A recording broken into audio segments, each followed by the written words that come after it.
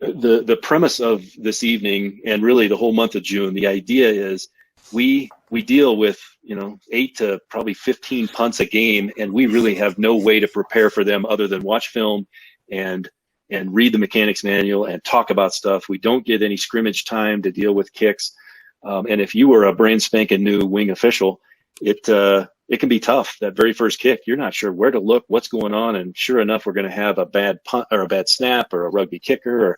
And so tonight's effort is to break down a punt play into 4 segments, and I want to focus tonight on the segment from pre-snap thinking, pre-snap observations, to ultimately we want to get to talking about all the way. Well, the first phase is from pre-snap until the ball is kicked. Then next Thursday, we're going to talk from the time the ball is kicked until the ball is caught, or if there's something else that happens in the middle of that. The fourth phase will be that return into the next spot, and then the final one is that transition from the end of that, where players are moving from one end to the other, and we're setting the ball up for the ready for play. So tonight we're focusing on pre-snap to the kick, and my guest this evening, I've got Rick Rouse as speaking on behalf of White Hats, and these guys have pulled together some great information of things they do. Scott Saucke is going to be talking about umpire activities during this segment of the kick or of the punt. Doug Lowe will be focused on the 2 wing positions, and as we all know, they have 2 different roles to play on the wing, but much of it is a common thing. And then Mike Kelley will be talking about back judge stuff this evening. And we talked earlier tonight that the back judge for this particular phase is not necessarily a very active role in this pre-snap until the kick, but still, I think we always have to take advantage of opportunities to do something. We don't want to just not do anything. So you see on the screen, if anything is described this evening, you can see the four items that I want to work through tonight, and I've got some film clips for each. We're going to talk about a normal situation, nothing odd. Then we're going to talk about a bad snap and maybe what we would do different there, the fake punt that we need to be prepared for at all times, and then the unique situations where we got rugby kickers. If anything that is said tonight either seems odd, or we want to go a deeper level with it, or you just want to know more, put in the chat that you'd like either some follow-up or ask a question, and I'm going to make sure that we respond to those questions tonight, or maybe not tonight, but before next week, or we talk about them right at the beginning of next week's meeting. So with that, I'm going to switch back over to my to the plays we have lined up for this evening. Stop presenting here and go to here. All right, the first play we're going to talk about, or the first play I'm going to show you, and we'll run it straight through here, Rouse, before I turn it over to you. As you can see, this really is a straightforward situation. So I'm going to take it back to the start of the play and what's going on at the pre-snap point. So Rick, take it from here. Right. What are your thinking? Well, the first thing we always want to do, and we talked about this a little bit earlier with Kirk, but most teams anymore have mass substitutions on kicking plays, and it's so important always to know that there are 11 guys on the field. So when you have mass substitutions, the first thing you do pre-scrimmage kick is make sure that there's 11 there. There have been times where teams have run guys on and run them off at the very end, and just be cognizant of making sure you got 11 on the field. The second thing is, Rick, you're kind of fading out a little bit there, buddy. Sorry, Stay close to your mic. Is that better? Yep. Yeah. Okay. Second thing is, as the referee, we're going to look through the kicker to the opposite side tackle. That's our responsibility. However, I want to be sure that if your back is to the linesman, remember the line judge is going to be going downfield at the snap. So you can't get yourself positioned where you can't see what could happen to an end on that outside. So just be cognizant of that. And as we were discussing earlier, as a referee, you have to be cognizant of where every other referee is going to be on a punt. How about your position, Rick? Talk about value of that position. Yeah, Kirk, it's I want to stay close to the mechanics manual. The mechanic manual talks about 5 yards and maybe even with the kicker. So I don't want to get away from that. However, I do want to let guys know that I work a little bit wider. I think wider as a referee is always better, even when you have running plays and passing plays. So I tend to work a little bit wider and maybe a yard or two deeper than the punter. The reason being, we have to anticipate something bad happening on every play, and that goes even more so with punts, because you could have a bad snap over his head. So you've got to expect the unexpected. And I'm not as fast as I used to be, so I always get a little bit deeper than the punter just in case that happens.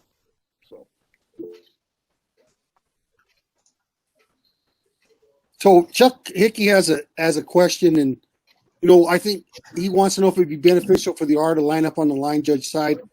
So remember, I think the other thing to keep in mind, Rick, how have you adjusted with the umpire now in the backfield? Do you always go to the kicking foot side, or you just go to the side that you're on at the end of the third play? Like if he's a right arm quarterback, you just stay on that side, or what do you do? Well, I unlike the passer, and the mechanics manual says it, you can be on either side of the kicker's leg. I tend to stay on the same side as I was when I was working with the passer. So if it's a right-handed, I'll be on the right side, and I'll stay there. So, I don't want to get into that umpire stuff, Mark, because I don't think that, Kirk, correct me if I'm wrong, that's not an approved mechanic yet. Yeah, we're going to stay away from the umpire in the backfield right now for this particular discussion. Okay. But anyway, Mark, to answer your question, I stay on the same side as the passer. Okay. All right. How about you, Mark? Where do you have a preference, or do you? I stay on his kicking. I try to be on his kicking leg side. If we don't have the umpire in the backfield, other than that, I stay. I don't like the crossover between, if I have to jump across the formation, if you will. I just try to stay on one side. I know when we wrote the mechanics manual, there were so many varying reasons to position a white hat, and I think that was one where you know best where you feel comfortable with that. So we left that completely up to the white hat, and it really didn't affect any other position. Yeah, I'm with you, Mark. I tend to stay on the kicker's leg. I'm just more comfortable on that side. But just know that line judge is going down the field at the snap, and somebody's got to be there to pick up for him. One thing that I'd like to note before we shift into Saucke talking about umpires, this is a formation that can be a little bit tricky too, because they're so spread out certainly for the umpire. But note that this is somewhat unique in that they are very, very spread out.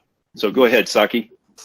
Well, just watching this first clip here and talking about the umpire in the defensive backfield, he seems a little confused what he wants to do there, but we want 10 yards there as a minimum in the defensive backfield. That being said, Scott, you're breaking up on us.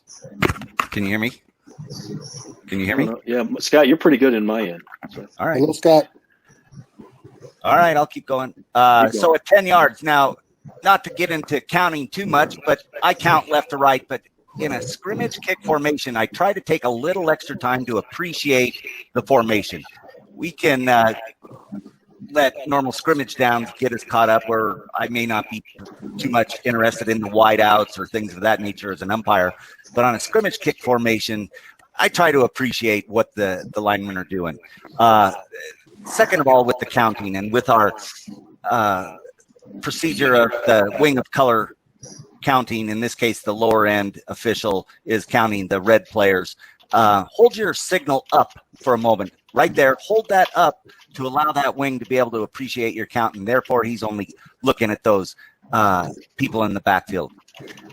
The very next thing I try to do every punt play is I say to myself about 3 times the color of the offense. So I'm standing there saying red, red, red, red, red, red, because invariably with punts that turn into fire plays, that could be just a punt in general, returns of direction start coming into play. And next thing you know, you think the offense was going one direction, but now they're going the other direction, and you don't know. And now a ball's loose on the ground, or there's first touching, and the fire play is developing, and you might lose track of who was on offense. So just think about that. Referees, you could possibly even do the same thing if it's an end line situation, is just really know who your offense is. So if you're going to be going up with safety or touchback, it may depend on who's got the ball. Right. So for pre-snap right there on this play, that's all I got. Okay. Doug, I'm going to have you jump up. Mark, you had a comment? Yeah, I guess maybe also at the beginning of this play, and it gets more into actually pregame. When I'm thinking about the kicking game on punts, let's think about weather factors. Is the wind blowing? Things like that in our pregame warm-ups. Let's look at that punter in the pregame. Another thing that I also go through is the sun, the angle of the sun. And in this particular play, we know the punt receiver is going to be looking up into the sun. And so keep those environmental factors in mind in the pregame, so that helps you out when there's an actual punt going on. Okay, Doug, you're up. Yeah, Mark, you stole my thunder there, Mark. We got to set the ground work even in the pregame. We're going to be watching our punter, see if he's got a leg for 20 yards or 45 yards. Looking at field conditions, weather conditions, whether it's windy or rain or whatever. We're also setting the groundwork for our chain crew to let them know that, hey, in a punt situation, you're gonna sit tight until we give you a signal to come on down. If you come on down, and if our headlines is downfield, we're gonna let our white hat give you a signal to come on down. But we're setting a lot of groundwork. We're gonna situations down and distance, or inside the 10, midfield. We're gonna know game situations. You got to be thinking about, is it a blowout game, and probably not a whole lot's going to happen on the punt, or is the game tight and someone's going to go after that punt for a block, or is someone going to try to do a trick play?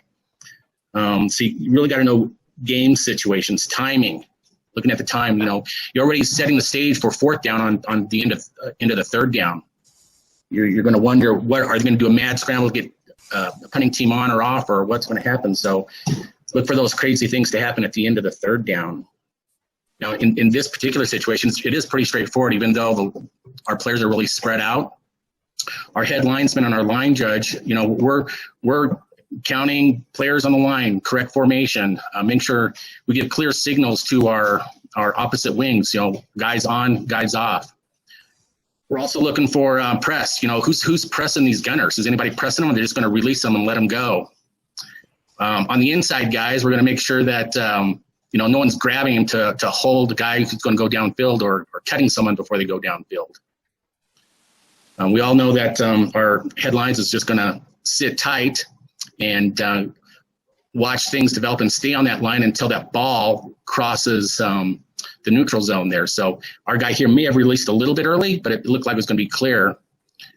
Take a peek back there, guys. See what's happening with that snap before our line judge releases. Just take a quick peek and rotate to see if we got a bad snap or a fire play or some sort of trick play going.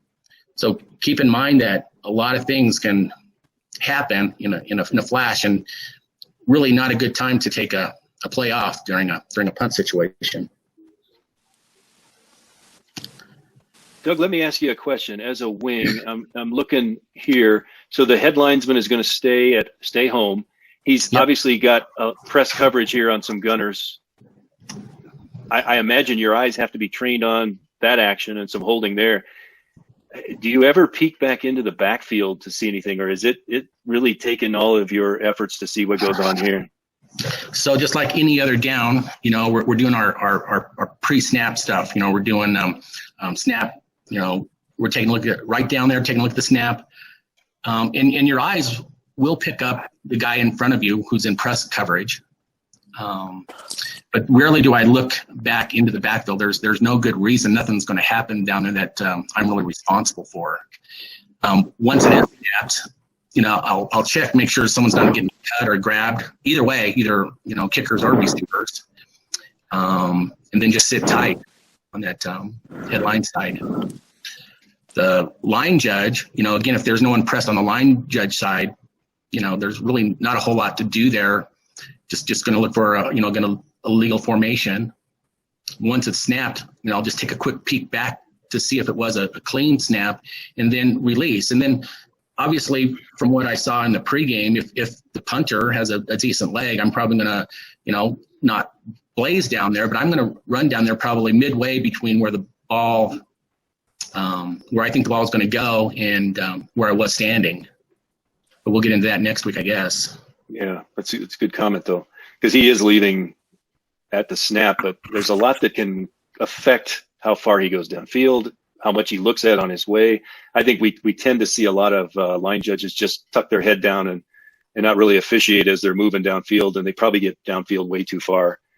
There's no reason to race the gunners downfield. So with that, and I think I heard you talk about down and distance. I think that's something else that we cannot emphasize enough here. That in this case, it's 4th and 11. If they were to fake this or have a busted play, there's a long ways to go for the wings to get a good spot, because if that ball lands right there at the 45 or 45 and a half yard line, and it's a forward progress question, it's really tough for us.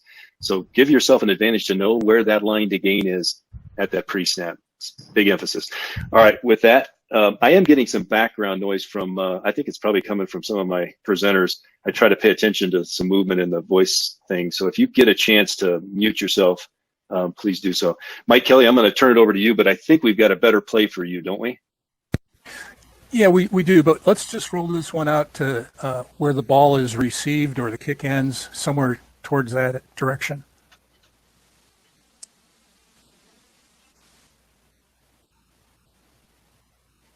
Okay, that's good. What I wanted to take a look at was it would be a heck of a kick from the 45 to where you might want to, as a back judge, position yourself on the goal line. We'll address that in some of the later clips, but all the heavy lifting has been done before we even get a chance to take a look at things here. Let's just move on, Kirk. Okay. This is the Mile High Stadium picture that's got so we've got a punt from left to right. Pretty straightforward, normal punt. Okay.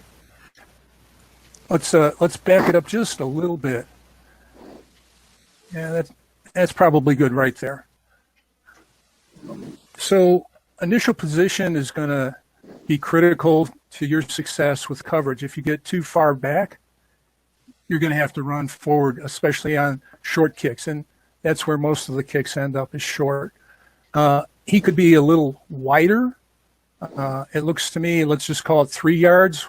We want to be wide enough so we can see his hands. Let's say 7 yards, 8 yards is probably a good place to be. And here, just like I said, most kicks are short. His initial reaction was back. So I'm playing that all out in my head. All right, I'm going to get myself a good position, and then I'm not going to move unless the runner makes me move. And the way I know he's going to make me move, because I'm looking at these blockers up front about the 35 or 40 yard line, is through my peripheral vision. So right now the kick returner was at the 20. If he's at the 15, then I'm moving to the goal line before the kick. Let's jump to this play. I've got let me take you through this one. Looks like we're snapping at the 45, the plus 45 yard line. And we'll have an end zone view looking at kind of what happens. We looked at this, I think, the other day too. And again, this really illustrates where the returner sets up dictates where you're going to be. Mike, I have a question for you. Go ahead, Mark. So, when you're down there near the goal line, do you make the goal line your priority at, or is it still based on where the returner is set up? So, is there a point on the field? Mark, where you say, broke up. Could you repeat that, please? Can you hear me? I can hear you. Good. Is there a point on the field where you say, I'm going to protect the goal line first? It may cause you to be a little deeper than normal. Does that ever come into play for you? I think as a generality, if that receiver is on the 15, I'm on the goal line. Okay. if that receiver's on the 20, I'm probably not going to be on the goal line unless we have some other circumstance going on, because that really gets way back. Right? That gets you 20 yards. You're now going to be struggling if that kick is short. So at that point in time, I'll get into a normal position. Maybe I'll cheat a little bit deeper, but if I go a little deeper, I've got to get a little wider just so I can see those hands, so I can see if he's interfered with. So I think that return man was certainly much deeper than the 15 since he's already at the goal line here. So I think what you're saying is this back judge really needed to be on the goal line at the start of this kick. That's right. And the receiver happened to be, it looked like he was smack dab in the middle. So as a back judge, I can go to either side. It really doesn't matter. But I'll probably be as wide as the hash, just as a rule of thumb. I don't have to get that wide, but I probably will be. Okay, I think we're going to keep moving here. We're going to get into a little different scenario because positioning on the field certainly changes some of our thoughts and positioning. So this happens to be a case. I'm going to let Rouse talk. Rick, talk us through this situation. Yeah, the positioning and your thought process on this punt is going to be a lot different from when you have a punt, say, from the 40-yard line or somewhere out there. And the reason is because now you got two money lines that you have to be concerned with. The positioning of the referee on that play on the end line, straddling the end line, is great positioning because you have to anticipate that something bad is going to happen. For example, the snap goes over the punter's head, or maybe the punter steps on the end line, something like that. So pre-snap routine, I'm going to tell that punter, and I really don't even give him an option. I just tell him, don't step on the end line. Just to try to prevent bad things happening during the play. So that's my thought process on this type of play at the goal line.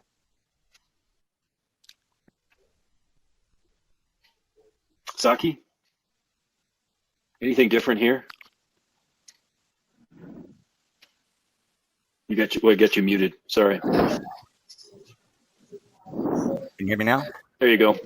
This play, or a play at the 40-yard line, as Rick alludes to, it's the same four people that the umpire has to watch initially. The two guards, the tackle, and the snapper. So that's still there. Now, as the play unfolds, but the kick is yet to get going, we can start appreciating what some of those upbacks are doing and seeing if there could be some possible blocks below the waist there.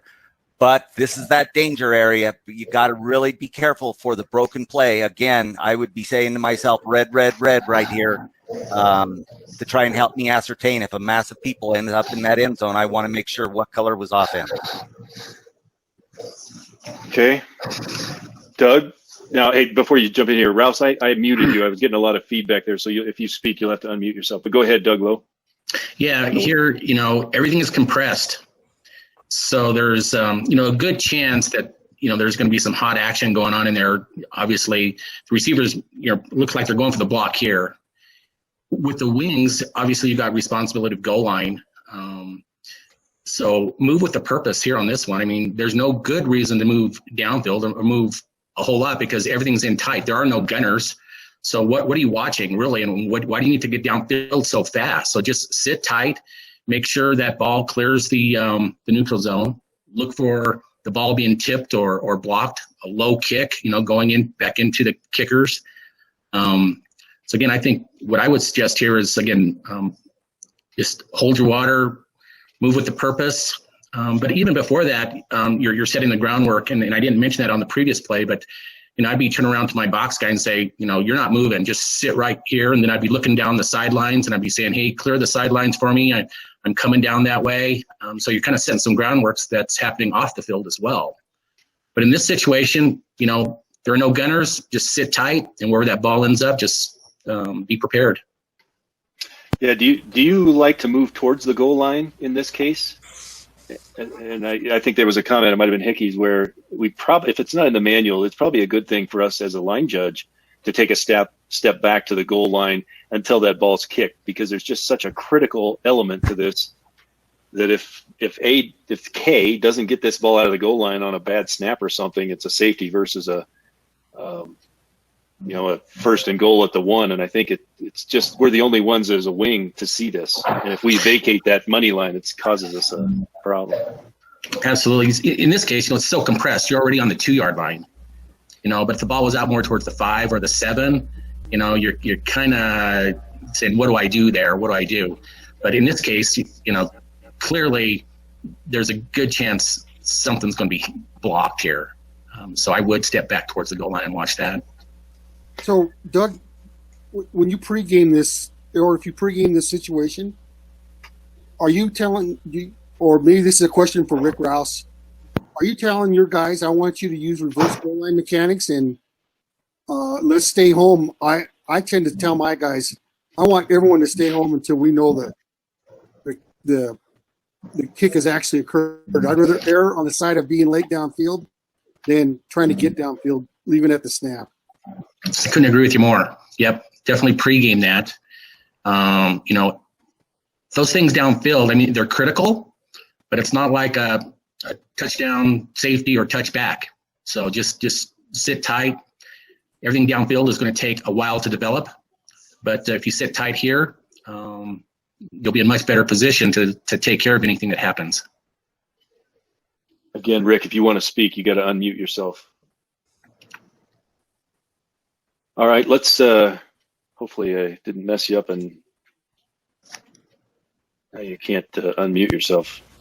Okay, so Mike Kelley, I think you're good on this. I don't think anything changes. Yeah, the only thing here is just like every punt play, I'm going to remind the receivers that their arm has to go up and they have to give me a good signal if they're going to fair catch. And this could be a situation where maybe we're late in the half and we're going to fair catch it and kick a field goal off of the fair catch. So we want to make sure we don't get he didn't have his arm, he didn't wave it. We want to avoid that situation. Good comment. Anything else, Mike, or you may go to the next play? Hey, Kirk, can you hear me? Yes, Rick, Kirk, you're on. Mark, to answer your question, I always prefer that the wings use reverse mechanics inside the 5-yard line. I mean, you just get into that habit because the referee is at the goal line. Somebody's got to be or the referee's at the end line. Somebody's got to be at the goal line. And it's just like the back judge on that previous play. It's always better to officiate from the line that you need to be at than trying to get to the line when the play is going on. Great point. And as you all saw, this play turned out to be a return back to the goal line. Referee moves up right where he needs to be because the referee's got the goal line on this return. We're not going to get into the coverage downfield here, but we might actually see this play in one of our future discussions when we start talking about the return. All right, so I'm going to advance to the next topic. So we've left the kind of normalness of a punt, and now we're into bad snap area. And I've got 2 plays that we'll talk about. So we've got the white team on the right, punting from right to left. You can see the punter back about 15 yards. I'm guessing, Rick, this is the width you like. This white hat, I think, has good width here. Yeah, Kirk, I like that width a lot better. So but pre-snap, Kirk, it's just like I talked about before. A referee has got to know where his officials are going to be on every play, or where they should be. Any punt formation, you're probably not going to have any help from a back judge who is 40, 45 yards down the field. So with having said that, when you anticipate, and you should be anticipating there could be a bad snap, you have to know that you're going to be responsible to cover a lot of ground. Yeah, so we're watching, even though we're this tonight, this evening is all about before the kick. In this case, we have no kick, and so we're showing some of the stuff that can happen in a bad snap situation. We talked a little bit in preparation how there's a lot going on here. You got players that we always talk about. The teams will put some knuckleheads on the field for punts and punt returns. They're wanting to make a name for themselves, and it would not be uncommon for an R player in this case to take a shot in the sidelines, and all of a sudden we've got chaos and one official trying to take care of all of this business in this sideline area. I think we were a little late as a white hat and an umpire to get into the sideline here on this particular play. Anytime we got action in that bench, especially on special teams, we got to be paying attention. So, Rick, you got anything else on this play that we could do better or that you would consider different? Well, other than, these teams anymore are on these punt formations. I mean, you see how wide the formation is, and there's gaps, and there's just, you have to be ready for stuff that happen when they're spreading us out so thin. I would like to see, once this runner takes off, for that referee to have gotten farther over to the sideline to help that wing, knowing that back judge is 45 yards down the field. So not to be overly critical, but maybe the last thing that matters is when you got players in the bench for the referee to turn to the press box and signal timeout, like right here. Taking the eyes off the bench is probably not the best thing at this point. One of the basic things, Kirk, that we have to be ready to do as officials is separate color, always. Yeah. Yep, get in there and separate. Let's talk real quick about the significance of this forward progress spot. We got 4th and something. Is the forward progress matter plus or minus 3 yards? I don't think anybody cares. The defense just stopped them short of a line to gain. They get the ball. So unless the line to gain is threatened, nobody cares where the end of this play is. So my point here is get in and move players apart, just as you said, separate. Saucke, what do you got on this one? Well, as soon as a fire play starts happening, you got to adjust your halos, and you got to almost take them for what they are. The grain is starting to reverse against what you were already planning on. So here's another example of, if you're saying white to yourself, you can almost let that be the ones that are going to be doing some illegal blocks. And it does look like 4 or 5 defensive players are almost to the punter after it goes over his head. Let this keep playing. And one of these white up backs. So look at all those dark players going up there. Now it's the white people that are going to cause. And there could have been a blindside block right there. He let up. So you got to start looking at the reverse direction stuff and the people that are dangerous when things get in reverse direction. Good point. And as an umpire, I think you're have a good seat to see that. You and the back judge. Lo, what do you got on this play? Yeah, when these situations happen, all your responsibilities of a normal punt play goes out the window, just like Saucke was saying. Your halos change. And I know our line judge there was trying to hold the line of scrimmage to make sure that the ball crosses that. But at some point, you got to release that. And then hopefully our headlines. So, by the way, Doug, just so that the audience knows, so this happens to be a camera on the line judge's side, if that makes any difference. Our chains are on the chains are on the near side. Yes. Because our vantage point from the camera is actually on the opposite the visitor side. We're opposite the press box. So go ahead. Sorry. Yeah. So you can see he's sitting tight there for a little while, and then he's going to release that, which is great. But and then our line judge obviously ain't going to go downfield. You're just going to be looking for crazy things to happen here, just like Scott was describing, blocks and cuts and stuff like that. And then, like you said, our huge responsibility at this point is to separate colors. That's probably the biggest take on this one. Would it be safe to say that our far wing, which is the line judge, that you'd want him actually to come maybe towards all this action and not just be camped on the other side of the field? Would you want him to come? Some cross-field mechanics, absolutely. Come on down. If he might have the best location for a spot, he's not officiating anything else. So yeah, he needs to come on down. Okay, Mike Kelley, you got anything? Sure. Just briefly, until I hear a thunk, or maybe even better, a thunk, I have to respect that the play is still going on, and I have to watch receivers and watch as much action and look for hot spots as I can. Just don't want to officiate nothing. That's a key right there. Correct. If you're not officiating anything, you're in the wrong. Okay. Right, and in this case, White's going to tell me where they think the kick is going to go. unless it's an out-and-out fake. You do see the back judge coming up pretty quick here at the end. I think that's important. You see him come into the screen about right there.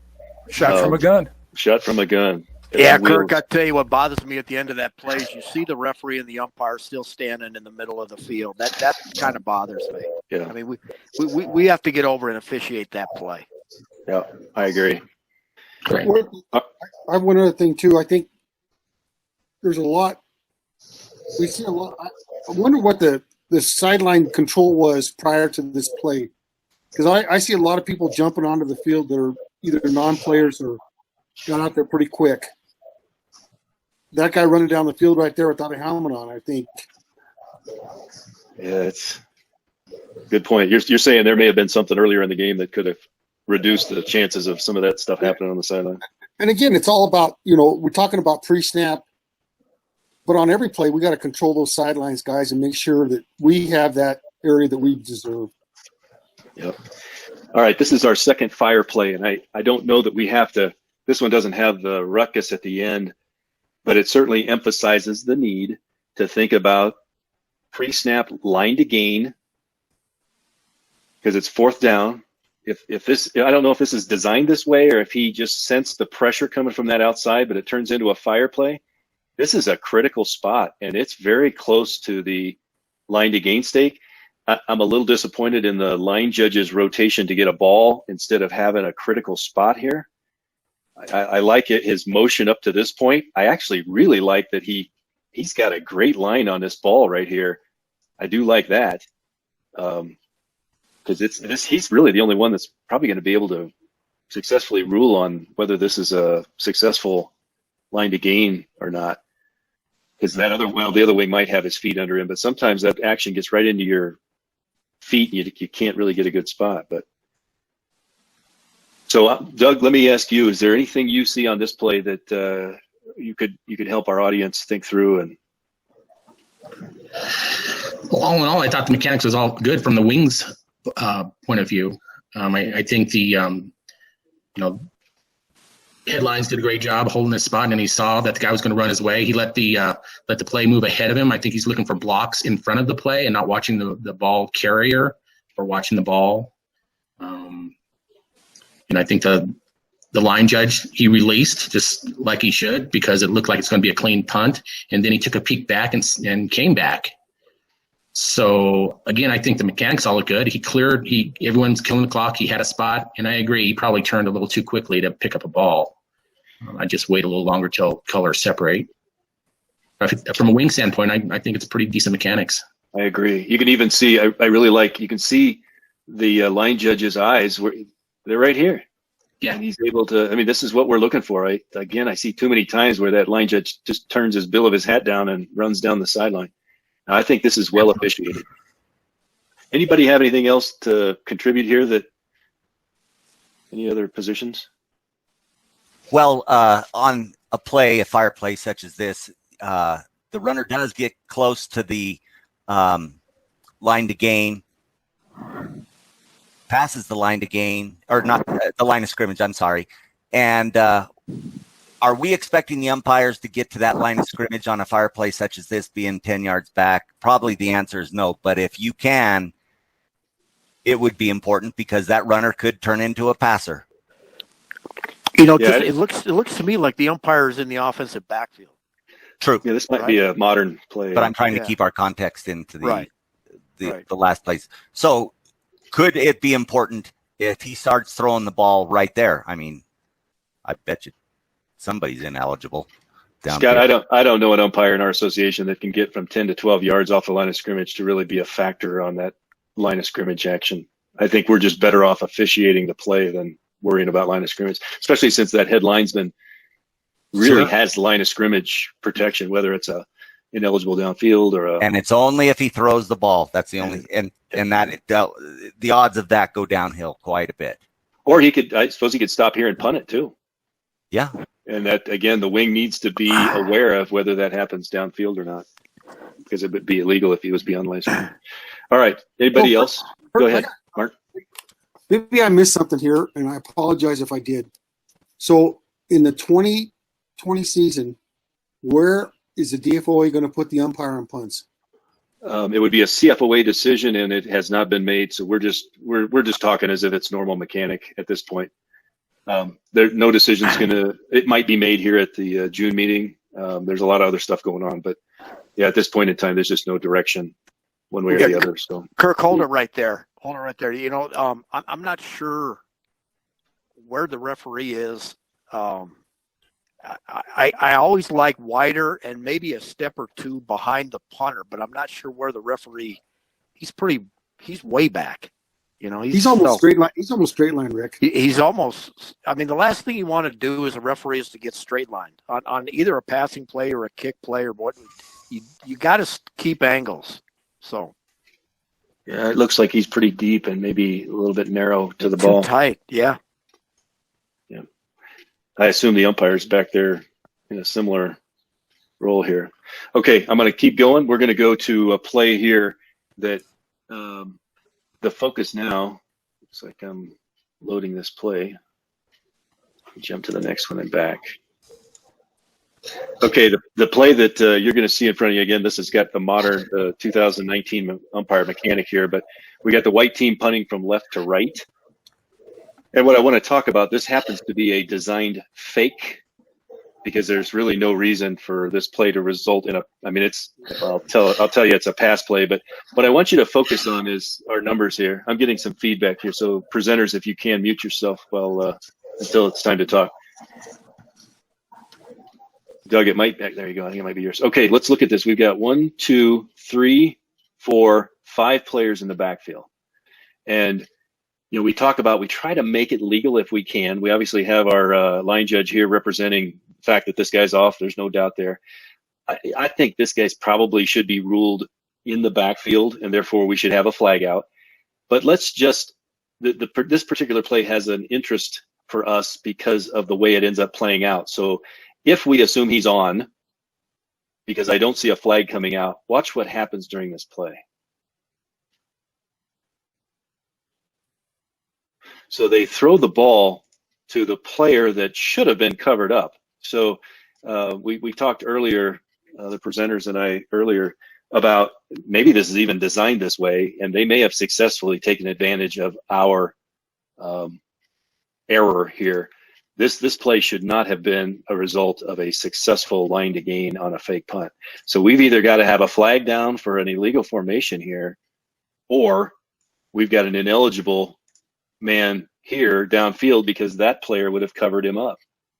And so this is a game changer if we let this kind of play happen while we were sleeping. So Kirk, can you give us a full screen, Kirk, please? Sorry, I will. Thank you. All right, let me play it all the way out while I'm not talking here.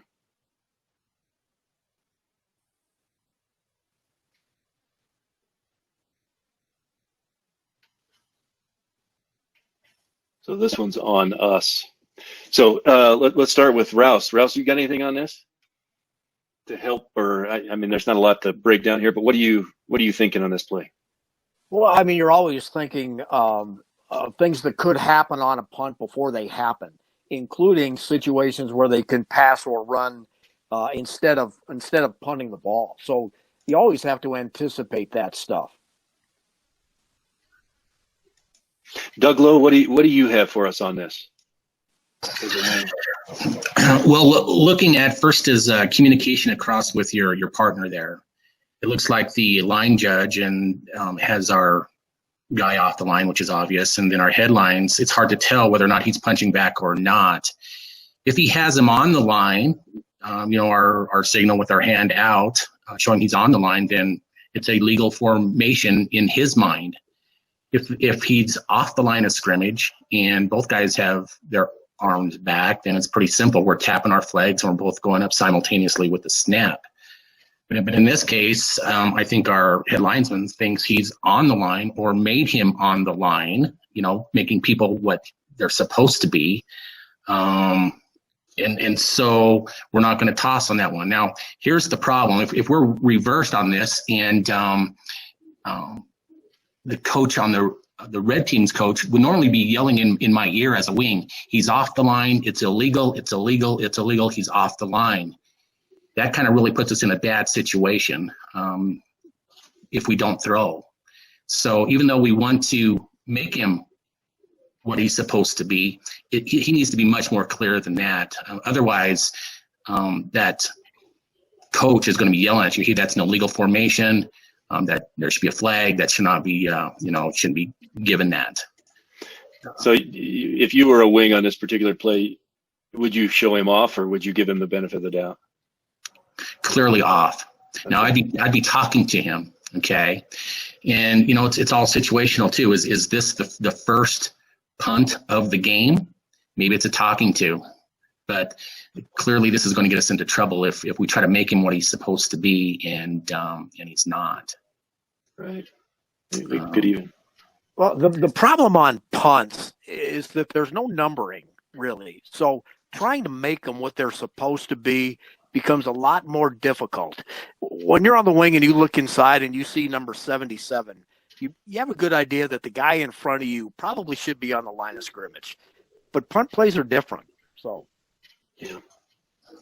yeah. So in this case, I think we got fooled. And White took advantage of it. It had happened on their side. It was on White's side. No one's yelling in our ear saying he's off the line of scrimmage because, they're looking right down the line, right behind our back. I think they set it up nicely, knowing that we would be not making that call. Now, as it plays out, we can still save ourselves, obviously, because now we have an illegal man downfield of sort, right? Because if the man was on the line of scrimmage, as our wing indicated, the man went downfield to catch the ball. This is a great topic right now. I didn't want to get down into this coverage, but I think we can save ourselves here. Even if that far wing was confused, if this deer wing at the end of this play comes running over to this other wing and says, let's talk about what happened there. Because if we put him on the line, that receiver was downfield illegally. I think we can save ourselves. That's kind of a crew saver role. I think that can still happen at this moment in time, and we should make sure we do that. Absolutely. So don't leave your partner on an island over there to have this error on the books. All right, let me. This is a similar fake situation. It's a little tough to understand this play because the punter is actually to the right and off the screen. So these are up backs here. And you'll see let's say it's 4th and 2. And the punter does not punt the ball, but he throws it right to this player right here. So I'm going to back it back up. It's a back out of the backfield. So now we've got a headlinesman on a punt play drifting. Maybe Doug can address that some more. But in essence, what's happening here is we've got a fake punt screen pass up the middle. And I'll let it play through here.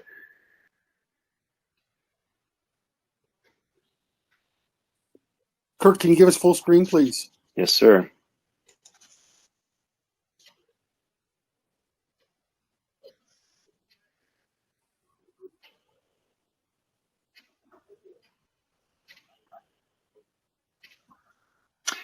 I see a flag coming out of our head linesman's pocket, I think.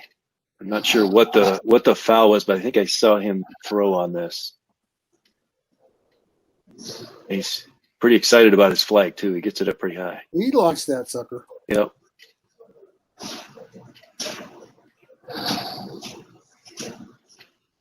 So I don't know if he saw a lineman downfield and ruled the pass to be beyond the line of scrimmage. It's pretty tight to the line of scrimmage. I'm not sure that on a normal down I would have ruled this a pass beyond the line. It's pretty tight.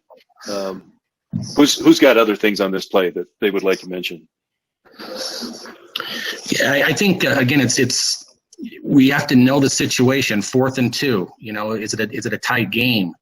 Kind of expect the unexpected here. I like that our wings are kind of sitting tight, not moving downfield. I think our line judge right there did a pretty decent job of just holding rather than just releasing at the snap. Question is, was the ball caught beyond the neutral zone there? I mean, we could be picking boogers there, but again, on trick plays, they have to be perfect. And I could defend either way, I was really. just going to jump in there and remember what we're talking about. There has to be a time element before you have the completion. So maybe his first contact with the ball was right at the line of scrimmage, but we didn't have a catch at that point.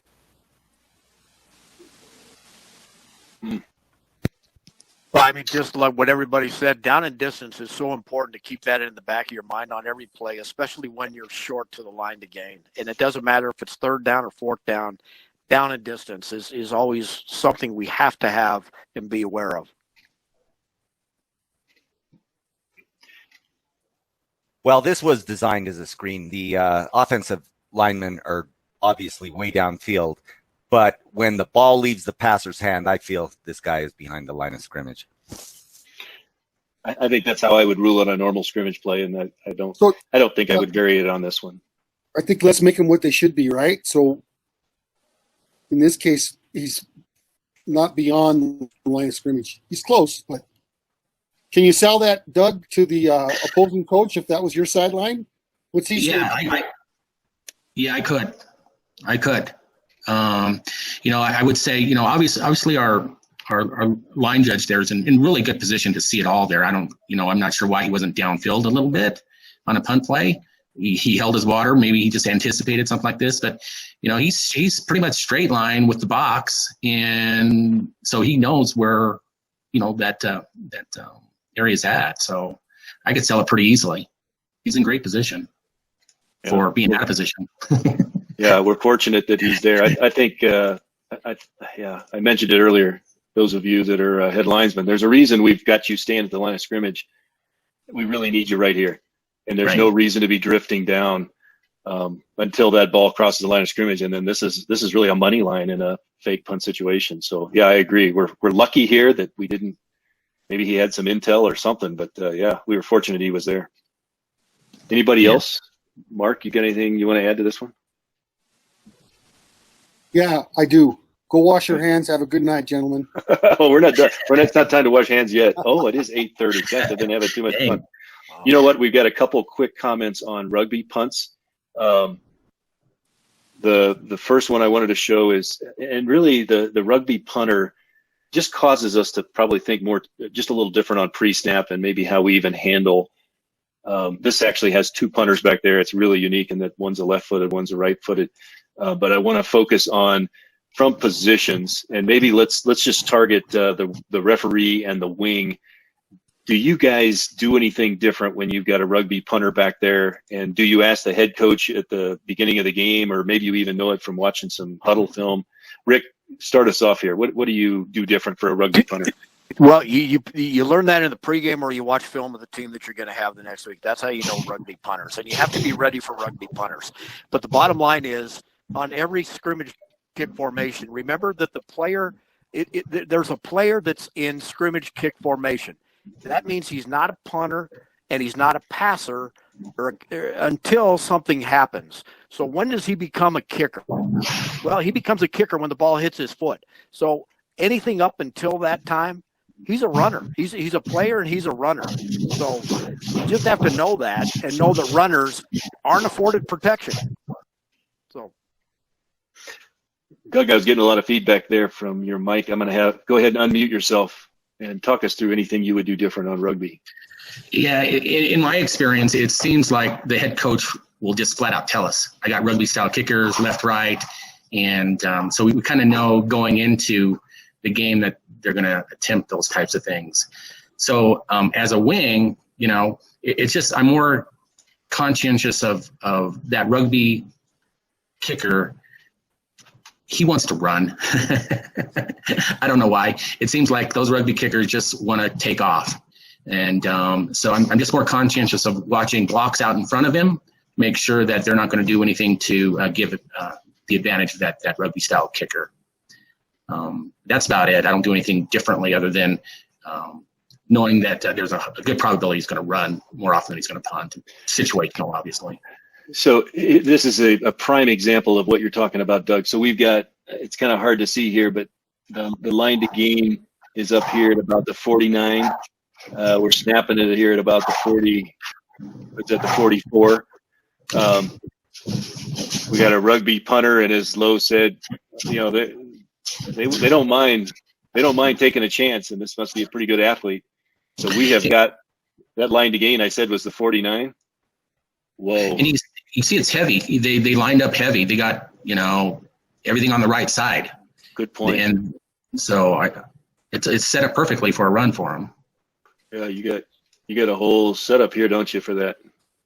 Yeah. But yeah, this rugby punter, I say he got right to the 48.5. But whoa, is that a tough one if your line judge has busted ass downfield like the mechanics manual says, although it doesn't say that in those words, but it certainly says move at the snap, and here you go. You got to rule on a line to gain. So at a minimum, your wing, that line judge has got to know where the line to gain is. Well, but Kirk, I mean, the reality of it is as well, that referee has that player that's lined up in that punt formation. Whether he's a passer, whether he's a runner, whether he's a kicker, the referee should be over there helping with that spot.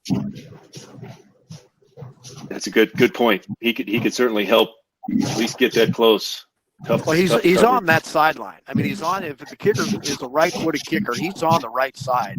So he's on that line where the guy goes out of bounds. He needed to stay wider, and he could help with that spot. It's a good point. Mike Kelley, you've been quiet. You got anything you want to throw into this one? Otherwise, I think we'll wrap this evening up. No, it's just that we don't see enough of the rugby kicks.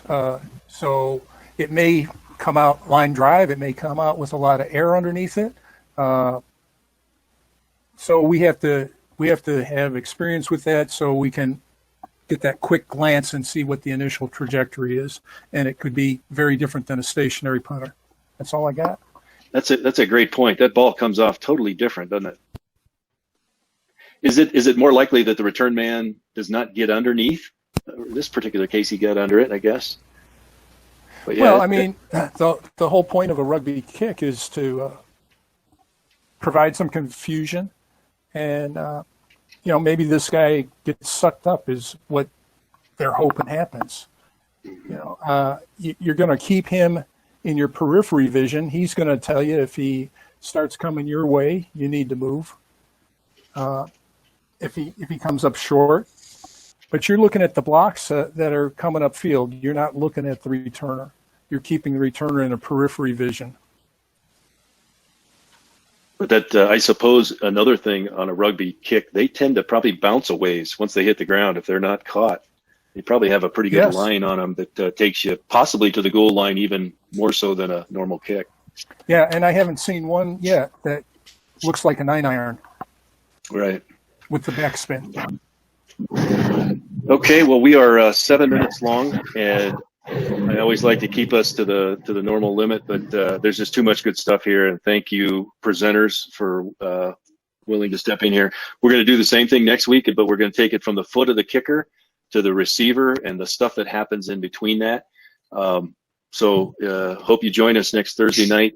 Thank you again, and thank you even the guys that didn't present.